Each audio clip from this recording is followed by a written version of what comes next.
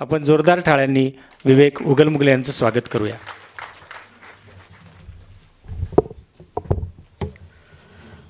आदरणीय व्यासपीठ आणि उपस्थित सज्जन हो, सर्वांना आदरपूर्वक नमस्कार. आदरणीय अलकाताई यांच्या 2 साहित्यकृतींचं आज मान्यवरांच्या शुभ हस्ते आणि आपल्या उपस्थितीत प्रकाशन संपन्न झालं. याचा आनंद इथे व्यक्त करतो. ताईंचं मनापासून अभिनंदन करतो. त्यांच्या आगामी साहित्य प्रवासाला मनपूर्वक शुभेच्छा देतो. सरांना नमस्कार करतो की त्यांनी आमच्या ताईंना लिहू दिलं आहे. पर्यटन या पुस्तकावर आदरणीय थिगळे मॅडम यांनी मनोगत व्यक्त केलं. कदाचित ताईंना माहीत असावं, महाराष्ट्र न ओलांडलेला मी एक कवी आहे, त्यामुळे पर्यटनावर तू नको बोलू. पण मला वाटतं की कविता हा असा प्रांत आहे की तुमच्याकडे ती नम्रता येते, तुमच्याकडे एक भाषेचा गोडवा येतो. आणि म्हणून मला वाटतं की साखर पेरणी या विषयावरती मी आपल्यापुढे बोलणार आहे. राजेंद्र उगले सरांनी माझा जो परिचय करून दिला आणि मला थोडंसं संकोचल्यासारखं होतं इतकं माझा परिचय करून दिल्यानंतर. आणि सभागृहामध्ये जे मान्यवर इथे उपस्थित आहेत, आमचे डॉक्टर पवार सर असतील, प्राचार्य पवार सर, हिरालालजी सांगळे सर असतील, आंधळे सर, प्राचार्य राजेंद्र सांगळे सर, अनिल मोहरकर, आमच्या जयश्रीताई वाघ, अनिल वाघ, योगेशजी पाटील सर. आणि मला सारखी एक भीती वाटत राहते कवयित्री सिंग मॅडम की आपल्याकडून काही नावं राहतात की काय. मी सूत्रसंचालन करतो असं सांगितलं. त्या सूत्रसंचालनामध्ये आम्ही फक्त माणसांची नावं फेरत असतो की ही माणसं आली आहेत. तर मला वाटतं की एक तो चांगला आनंद असतो. आणि प्रकाशन सोहळा मला वाटतं की हे खऱ्या अर्थाने स्नेहसंमेलन असतं आपल्या नातेवाईकांचं, मित्रांचं, चाहत्यांचं, रसिकांचं, वाचकांचं.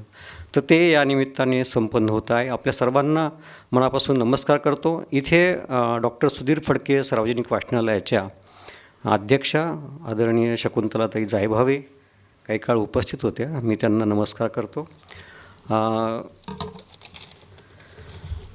या पुस्तकावर बोलण्याच्या अगोदर मला सांगितलं पाहिजे की वैशाली प्रकाशनाने जीवनातील साखर पेरणी हे जे पुस्तक आहे ते अतिशय सुंदरपणे प्रकाशित केलेलं आहे. पोद्दार सरांनी माझीही 4 पुस्तकं केली आहेत. याचा आनंद आहे की माणसाचा प्रामाणिकपणा काय असतो, उत्स्फूर्तपणा काय असतो, किंवा त्याची एक गुणवत्ता काय असते, याचं एक उदाहरण म्हणजे आमचे आदरणीय पोद्दार सर. ताईंनाही मी सांगितलं की तुम्ही तुमची पुस्तकं तिथं प्रकाशित करा, तुम्हाला चांगला अनुभव येईल. कारण प्रकाशक या विषयावरती लोक फार चांगलं बोलत नाहीत, परंतु सर अतिशय असं दिलदार माणूस आहे, मनमोकळा माणूस आहे. आणि एक शिक्षक म्हणतो एक त्या पद्धतीचं त्यांचं व्यक्तिमत्व आम्हाला भावतं. तर त्यांनी हे पुस्तक अतिशय चांगल्या पद्धतीने प्रकाशित केलं. त्याचं मुखपृष्ठ बघा, त्याच्यामध्ये असलेला कागद बघा, त्याची जी फॉन्ट साईज आहे, तर ती सगळीच बांधणी वगैरे त्यांनी सुंदर केली. हे तांत्रिक तपशीलही सांगितले पाहिजेत. त्याबरोबर मला सांगायला आवडेल की ताईंनी या पुस्तकाची जी अर्पण पत्रिका लिहिली आहे, तर मला वाटतं की ही खूप सुंदर गोष्ट आहे. की आपण काय करत असतो की डॉक्टर भालचंद्र नेमाडे लिहितात की 100रातल्या 99 वास. तर मला वाटतं की असं काही अवघड लिहिण्यापेक्षा, नेमाडे सर खूप आवडते असे साहित्यिक आहेत, तरीही मी सांगतो की अशा अर्पणपत्रिका असतात की 10-10 वेळा वाचूनही लक्षात येत नाहीत. परंतु यांची जी अर्पणपत्रिका आहेत त्यात त्यांचे आईवडील आहेत, यजमान आहेत, मुलं आहेत, त्यांचे गुरुजन आहेत आणि अगदी संपादक वगैरे मित्रमैत्रिणीसुद्धा आहेत. मला वाटतं की इथून ह्या पुस्तकाची वाचण्याची उत्सुकता आपली सुरू होते. आणि या पुस्तकाला प्रस्तावना ज्या रवींद्र मालुंजकर आमच्या या कविमित्राची आहे, ते आज येथे कामानिमित्त नाहीत, परंतु एक आश्वासक अशी प्रस्तावना त्यांनी या पुस्तकाला दिली आहे. आणि मलपृष्ठ किंवा पाठराखण जी केली आहे ती कवयित्री कीर्तनकार वैजयंतीताई सिन्नरकर, त्यांच्या वडिलांचा मी खूप मोठा चाहता होतो. आजही त्यांना आम्ही नमस्कार करतो तर त्यांच्या वडिलांना असतो असं मी त्यांना सांगत असतो. तर अतिशय सुंदर अशी पाठराखण या पुस्तकाची त्यांनी केली आहे. तर हे झाले तांत्रिक तपशील. या पुस्तकाच्या आत गेल्यानंतर आपल्याला असं समजेल की 25 ललित लेख ताईंनी लिहिले आहेत. त्या 25पैकी काही लेख मी व्यासपीठच्या दिवाळी अंकातून अगोदर वाचलेले होते. कादवा शिवारमधून किंवा गावकरीमधूनही त्यांचे ललित लेख येत होते. तर एक खूप वेगळी अशी शैली आहे किंवा अभिनिवेश म्हणतो आपण, तो न घेता एक एक स्त्रीसुलभ भावनेतून काही आठवणी आपण लिहाव्यात असा त्यांचा एक जो काही बाज आहे तो मला अत्यंत भावला. आणि वेदश्रीताई, तुम्हाला मुद्दाम सांगतो की तुम्ही जेव्हा एखाद्या पुस्तकावर बोलतात तर तेव्हा त्या पुस्तकाचे, त्या लेखाचे सगळे संदर्भ बारकाईने देतात. मला खूप मोठी पंचायत पडली की गेल्या आठवड्यामध्ये संजय चौधरी एका पुस्तकावर बोलणार होते आणि ते कवितेवर बोलले आणि त्यानंतर मी बोललो. आता तुम्ही बोलले आणि नंतर मी बोलतो, त्यामुळे मला खूप संकोच वाटतो. फक्त एक सांगतो की ह्या पुस्तकाचं नाव जीवनातील साखर पेरणी आहे. खरोखर ही साखर पेरणी आहे या अर्थाने की ही जी वास्तू आहे ती कुसुमाग्रजांच्या नावाने आहे आणि एक महात्म्य असतं, स्थळ महात्म्य, तर तेही या निमित्ताने अधोरेखित करतो की एक सुंदर निमित्त तुम्हाला या कार्यक्रमासाठी मिळालं. तर सध्या जे बाहेर वातावरण आहे ते ऊन खूप तापलं आहे, कुठे गारांचा पाऊस पडतो आहे, अवकाळी पाऊस पडतो आहे. राजकीय धुराळा तर इतका विचित्र आहे की आपली मती गुंग झाली आहे. काय करावं, कोणाच्या बाजूने उभं राहावं, किंवा उद्या सावानामध्ये कसं एक आपल्याला वाटतं की अरे हा विलास पोतदार माणूस चांगला आहे, यांना मतदान करावं आणि मी करणार आहे. तर असं एक प्रचार करत नाही आहे, मी मनातलं सांगतो आहे. आणि काही हरकत नाही, मला वाटतं की स्पष्टपणे बोलावं, कवीने भूमिका घ्यावी, बांधिलकी मानावी, या मताचा मी आहे. स्वतंत्र काही विचार असतील तर ते आपण आवर्जून मांडावेत. हे यासाठी की तुम्ही पाहिलं असेल की युक्रेन आणि रशियाचं युद्ध चालू आहे आणि युद्ध थांबण्याचं काही नाव घेत नाही आहे. असं वाटतं की टी व्हीवर आपण फक्त मालिका पाहतो, सुंदर गाणी पाहतो, तर त्यावेळेस तिथे लाखो लोक देश सोडून गेलेले आहेत. शाळा आणि हॉस्पिटल्स किंवा आणखी काही वास्तू सुटल्या नाही आहेत. आणि अशा याच्यामध्ये काल एक पुष्चन नावाचं गाव आहे आणि तिथे ABP माझाचा एक पत्रकार पोहोचलेला होता आणि त्यांनी सांगितलं की 67 दिवस हे गाव बंद होतं आणि त्यांनी सांगितलं की तुम्हाला जायला परवानगी देतो आहोत, फक्त पक्की जी वाट आहे, रस्ता आहे, तिथेच तुम्ही जाऊ शकता, अन्यथा तुमच्या जीवाला धोका आहे. कारण तिथे भूसुरुंग पेरून ठेवलेले आहे. इतकी वाईट परिस्थिती असताना या काळामध्ये अलकाताई जर साखर पेरणी करत असतील तर मला वाटतं की ही खूप सुंदर गोष्ट आहे. लेखकाने लिहित राहिलं पाहिजे, चांगल्या पद्धतीने लिहित राहिलं पाहिजे आणि जीवनाला उभारी देणारं, आनंद देणारं, उमेद देणारं असं लेखन अलकाताई त्यांच्या या पुस्तकातून करतायत. त्याच्यामध्ये त्यांनी असं चरित्र लिहिलं आहेत का? नाही.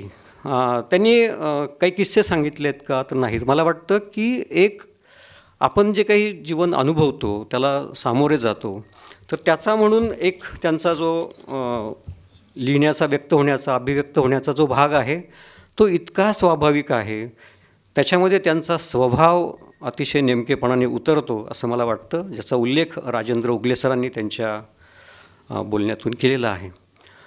की आज आपण बघितलं की हजारो लाखो पुस्तकं प्रकाशित होत आहेत. आपणही खूप दर्जेदार किंवा अभिजात अशा प्रकारचं साहित्य वाचत असतो.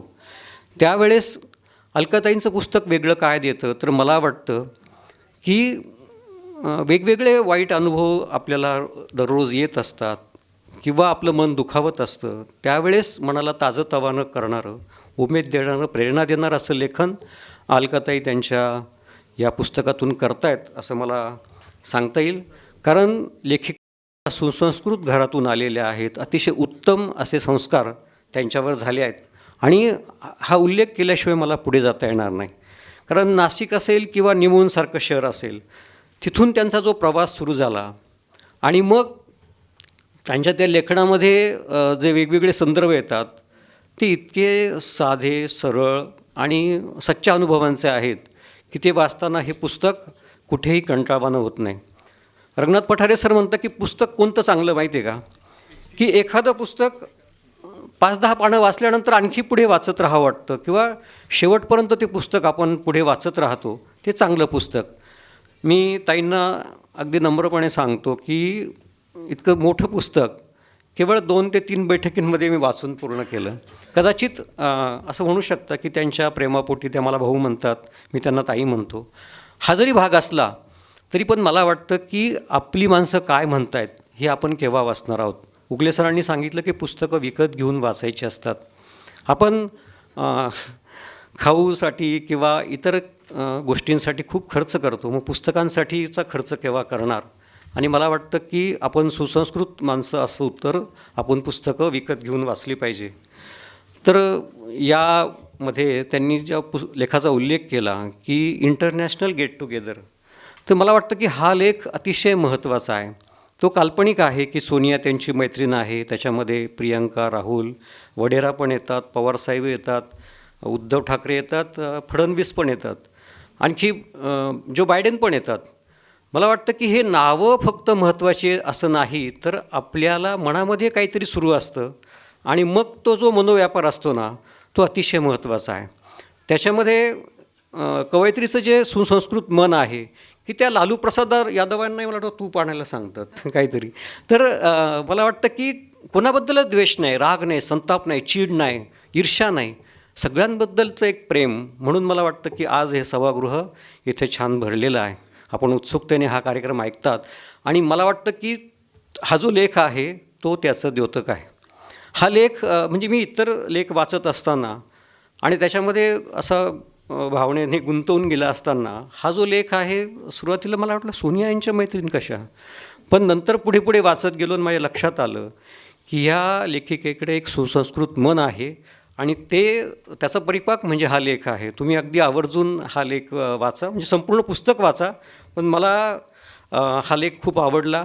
त्यांच्या मुलांचा इथे उल्लेख झाला, सुनबाईंचा झाला. आणि मग लेखिका ज्या वयामध्ये आत्ता आहेत, तर मला वाटतं की त्या संगणक शिकल्या, मोबाईल शिकल्या किंवा त्यांनी पर्यटन केलं आणि वेगवेगळ्या आधुनिक गोष्टी आहेत त्यांना सामोरे जाताना त्यांनी ज्या पद्धतीने स्वतःच्या मनाची एक तयारी केलेली आहे, मला ती फार महत्त्वाची वाटते. आणि म्हणून ताई यापुढेही लिहित राहणार असा आशावाद या निमित्ताने व्यक्त करतो. काजवे नावाचा एक लेख पहिला वाचायला मिळतो आणि तो काजवा किंवा जुगनू जो असतो ना, तो एक आपल्या मनात कुतूहल असतं त्याविषयी, बरं का अमोलजी. आणि त्या काजवा महोत्सवाला आपल्या मैत्रिणींबरोबर जाणं, तो सगळा नजारा बघणं, त्याचा आनंद घेणं इथपर्यंत आपणही करतो. परंतु तो सगळा जो अनुभव आहे दिव्यत्वाचा, तो त्या लेखामध्ये सुंदर पद्धतीने मांडणं, मला वाटतं की त्यासाठी तुम्हाला नमस्कार आहे. अतिशय छान पद्धतीने त्याची मांडणी आपण केलेली आहे. मला तो लेख खूप आवडला की ताजमहाल आपण बघतो, समजा मी पाहिला नाही पण बघतो आणि मग आपल्याला वाटतं की छान आहे, पण लिहायचं काय असा प्रश्न पडतो. आणि ते नेमकेपणाने नेटकेपणाने लिहिणं गिरीसर ही फार अवघड गोष्ट मॅडमनी इथं केलेली आहे. आणि गोदामाईचा एक लेख आहे, तुळस आहे, सुरोगट मदर आहे, वेगवेगळे विषय आहेत. परंतु त्यामध्ये त्यांची जी एक साधेपणाची एक जी भावना आहे ना, की मी हे पाहिलं, मी अनुभवलं आणि ते सांगताना त्याच्यात त्या कविता असतील, संस्कृत शोक असतील, स्वतःच्या कविता असतील, थोरामोठ्यांची वाक्य असतील, स्वगत असतील, ती सगळी त्याच्यात टाकून तो लेख पूर्ण करतात. मला वाटतं की ललित लेखाचं जे एक सौंदर्य आहे ना, ते त्यांच्या लेखनामध्ये आहे. त्याच्यापेक्षा वेगळं काय आहे, तर मला वाटतं की एक आई, एक बहीण, एक मुलगी, तीही फार सुंदरपणे या सगळ्या पुस्तकातून व्यक्त झालेली आहे. मला ते फार महत्त्वाचं वाटतं की काय होतं काय, आपण एक वैश्विक सत्य मांडताना स्वतःच हरवून जातो आणि मग ते सगळं पुस्तक शुष्क वाटायला लागतं. तसं या पुस्तकामध्ये अजिबात होत नाही. अगदी शांताबाई शेळकेंचा लेख असेल, चहाचा लेख असेल, तर तुम्ही वाचल्यानंतर वाटेल की एक शांताबाई तर खूप मोठ्या साहित्यिका होत्या. अखिल भारतीय मराठी साहित्य संमेलनाच्या अध्यक्ष झाल्या किंवा त्यांची अतिशय गाणी लोकप्रिय आहेत. परंतु त्यांच्यावर आपल्याला लिहायला मिळालं एका मासिकामध्ये, हा जो एक आनंद व्यक्त केला आहे ना, आपला आनंद शोधण्यासाठी फार मोठं वेगळं काही करायची गरज नसते. तर ते लेखिकेने याच्यामधून सांगितलं आहे.